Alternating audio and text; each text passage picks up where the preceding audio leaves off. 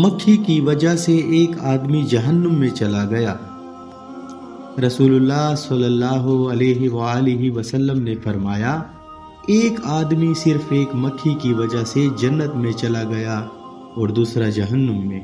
صحابہ کرام رضوان اللہ علیہم اجمعین نے عرض کیا کہ یا رسول اللہ صلی اللہ علیہ وآلہ وسلم وہ کیسے؟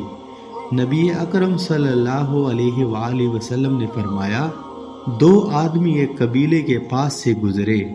اس قبیلے کا ایک بت تھا جس پر چڑھاوا چڑھائے بغیر کوئی آدمی وہاں سے نہیں گزر سکتا تھا۔ چنانچہ ان میں سے ایک شخص کو کہا گیا کہ اس بت پر چڑھاوا چڑھاؤ۔ اس نے کہا کہ میرے پاس ایسی کوئی چیز نہیں۔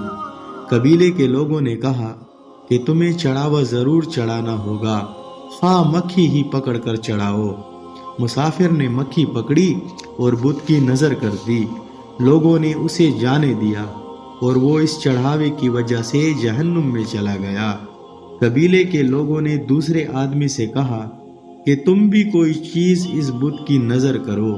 اس نے کہا کہ میں اللہ تعالیٰ کے علاوہ کسی دوسرے کے نام کا چڑھاوا نہیں چڑھاؤں گا۔